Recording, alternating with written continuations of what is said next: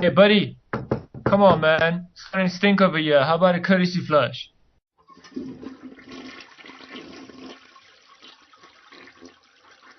Welcome to the bathroom stall. This is Brad. And this is Dave. This episode is recorded for Wednesday, the 27th of September, 2017. I really struggled with that one, didn't you? I lost the date. The screen went blank. It's gone forever. What year is this? Where am I? Alright, so today we thought we'd probably take it off. The last episodes we were talking about facts and figures and that sort of stuff. And this episode we thought maybe we'd just talk about ourselves. Because, I think it'll be good to give you guys a bit of a background as to who you're actually listening to. Yeah. So otherwise you could just Google everything. Yeah, the first episode, or the episode 0, that was our intention, but we didn't really get to it. We sort of just rambled on about something else. Because we did not know how to podcast. And now we're 3 episodes in, and now we're experts. Absolute gods. I know everything. Certified experts, come to us for advice, that sort of thing. Yeah, you can knock us on an email of absolutepodcastgods.co.za. Yeah. That wouldn't make sense. So, yeah, we're going to, I don't know, probably maybe start with a few basic questions.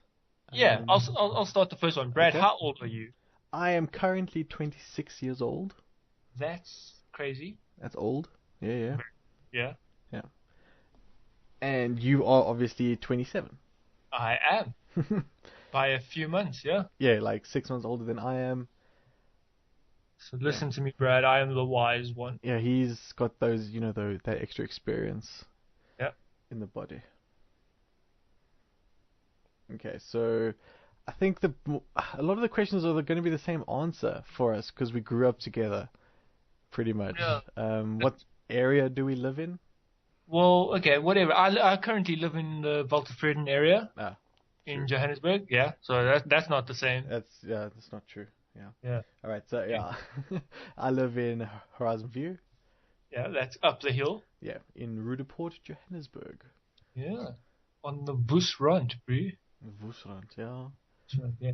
So, but what schools did you go to? It was like a quick 1976 breakdown. Primary school, or I don't know if you can remember primary, high school, another high school. You know how it went. Okay, yeah. So pre-primary, I went to Hetty Hen, grade 0 and preschool and all that stuff. It was actually just up my road, which was cool. My mom used to just walk me up there. Primary school, I went to Horizon View Primary School, the primary school in my area. And then I went to Westridge High School after that.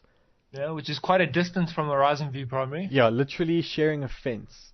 Yeah. Actually, a terrible school, I have to admit it.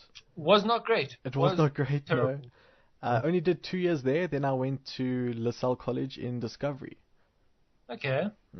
And then, that's where I matriculated. Alright, so that's nice, short, simple. Mine's kind of the same. Like pre-primary school, I don't know, it was the Ark or something, and then somewhere else, can't remember. That's 100 years ago. Same thing as you, went to Horizon View Primary School for my whole primary school career. Hopped over the fence when I had to go to high school, went to Westridge as well. Also only went there for 2 years.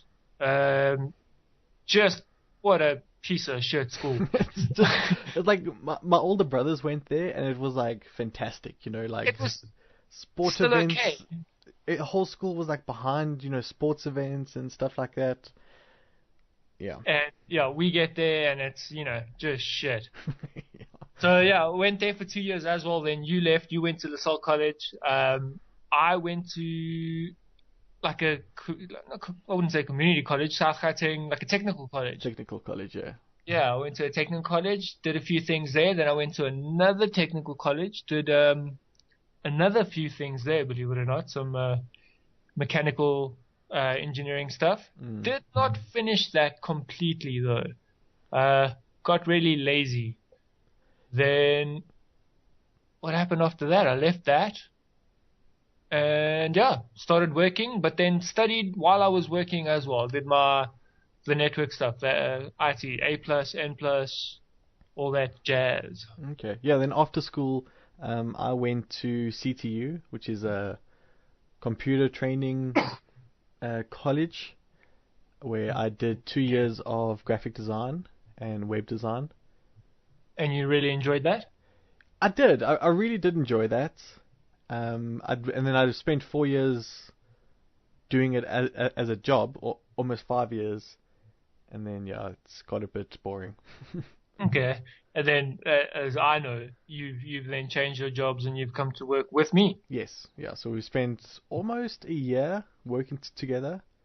Yeah. It's been a terrible year. It's been a very fast year. It has gone by quick. It's crazy. Like, Like if I think back on it now, it feels like you've worked there for maybe like 5, 6 months, maybe. mm, but we're literally about a week away. It's a week today, and then I'll be Today. there for a year. Yeah, because you started in October 2016. Yes, Yeah, on the third. that is scary. Yeah. Anyway, what is the item on your left right now, closest to you?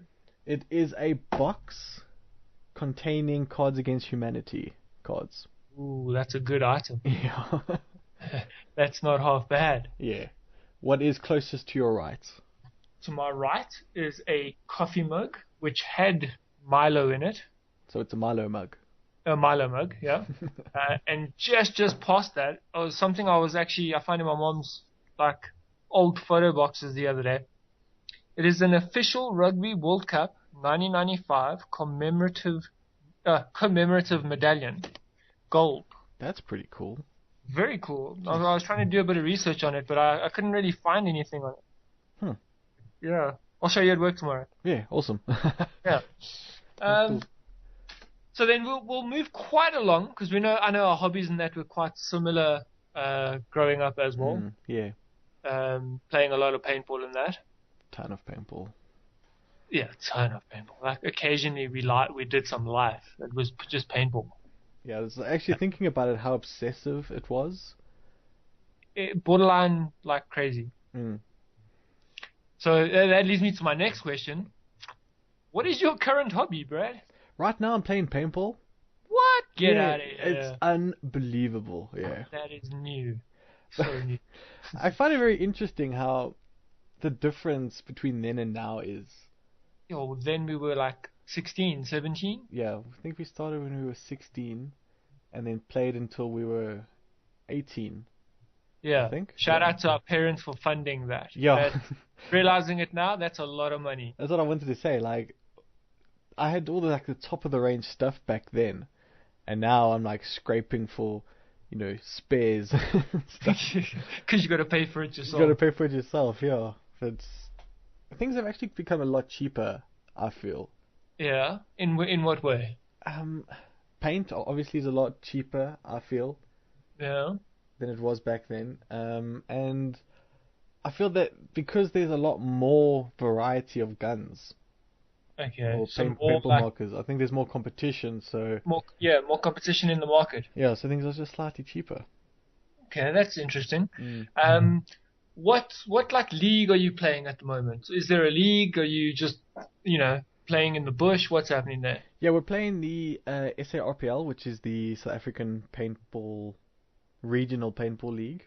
Okay. And we're in Division 4, which is the very last division. Nice. Starting at the bottom. Yeah, and then you can obviously bump up season by season. And then things get harder and harder. Yeah. How does it work? Do the top 2 teams go through? Do just the winner go through? Do you know? I'm not 100% sure. They haven't actually told us exactly how it works. Okay. But it's they would do it. There's like a lot of math involved. It's not only just your team ranking, it's your individual ranking. So if I play a lot of SARPL events, say the 2-man, 3-man, 5-man and stuff, Okay. I might actually outrank people in my team, and then I wouldn't technically be able to play with them if they stay in the same division. That's strange. Jeez. Yeah, that's very, yeah. So that's why they're trying to work some stuff out and just see how the math works out. Yeah. Because I know like um, your teammates are currently, they're big into the 5-man, Mm. Yeah. with the odd occasional 3-man here and there in the RPL. Yes. And I know you and I have spoken about it. You want to maybe play a lot more of the 2-man, 3-man as well. Yes. I find that a lot more competitive. It's certainly a lot cheaper to play because you don't need Yeah. as much paint, as many boxes of paint. The registration fee's cheaper. I think that 2-man that you and I played recently, we went through a box of paint each, not even. Yeah, yeah. We went through a box of paints each. I think there were a few pods left, Yeah. and I think the event itself was what, like 600 rand, 550 or something like that. Yeah, something ridiculously cheap. Super And cheap. what's made it cheaper than what back then when we used to play, is they've actually started limiting the amount of paint that you're allowed to take on you into the games. Yeah, yeah, that's true. So if you don't know paintball whatsoever, you carry a sort of a belt around your waist, and that holds things that we call pods, full of paintballs. I think you fit around 200 in there, Yeah, somewhere 190, around something like that. 160, 180, 90, somewhere. Yeah. So when we used to play, we used to take, I don't know, 6, 7 pods each. Yeah, I used to play with 7 and I didn't even have all of them on me. Yeah. So these days in a 5-man, you're only allowed 2 pods. So that makes everything a little bit more tactical. You can't just sit there and keep shooting It kind constantly. of it levels the playing field basically. So back then when we played, you had the teams that could afford more paint generally come out on top because they could throw more paint during the games. Yes, and you couldn't move. You're basically just stuck behind your inflatable bunker, Yeah, and they could just keep doing that the whole time, and people could just run up the side and shoot you. Now there's a lot more gunfighting, so it's a lot more skill based, which I think is a lot more fair. yeah, it's a lot more fun. I Mm. do agree with you. Yeah, I'm glad. Um, I'm glad you got to play that one event with me this year. You can see what it's like now. yeah, It's pretty no, it, awesome. it was very cool. Hopefully next year, like I said, we'll see how things go. Mm. Maybe play a bit more 2-man, 3-man on the odd weekend. On the odd weekend. Yeah, so tell Yeah. us about some of the hobbies that you do and how you got into them, because they're actually very different Opposite from each ends of other. the world, aren't Yeah, they? yeah, they are. Okay, so I shoot IDPA. It's International Defensive Pistol Association. So real Um, guns. yeah, real guns. So I compete with my carry gun actually, which is the Glock 19. Hmm. Um, I've been registered with them for about maybe 5 years, Yeah. but didn't really take it seriously for the first 2, 3 years. Only the last, say, 2 years, 2.5 years, I've started, maybe trying to put a bit of effort in. Yeah, some homework in. Yeah, putting some homework in. So I shoot with one of our friends, Ricky, Hmm. who has put a lot of homework in. A ton more than you, yeah. Yeah, just a little bit. Um, and we basically, if you don't know what IDPA is, it's not defensive pistol shooting, and it's not 100% sport shooting. They kind of try and find like an even ground in between both of those. So there is rules to it, like any other game. And if you don't like the rules, you're not going to like the game. So I do that. Then there's a new one which I'm trying to get into. I'm trying to find the time for it. Is IPSC. Okay. So it's like the IDPA where they've got rules with cover and you're not allowed to reload in the open because you're exposed to targets and that like that. Whereas IPSC is kind of more popular with the gamers, if you were to call it, where the rules are different. There's no cover, so you don't have to worry about stepping over a line and getting penalized for it. There's no, what do you call it, round limits in the gun, whereas IDPA, they've got round limits in it, which force you to do mag changes and slow you down and all that crap. Okay. So yeah, trying to get into the IPSC more now, and then trying to put homework in for the IDPA because I'm not happy with the current division that I'm shooting in. Like they start you out at novices. Yeah, you've got And you to work your prove yourself. yeah, you got to work your way up the divisions and that. So maybe by the end of next year, I'd like to be like expert level somewhere around there, or pretty close.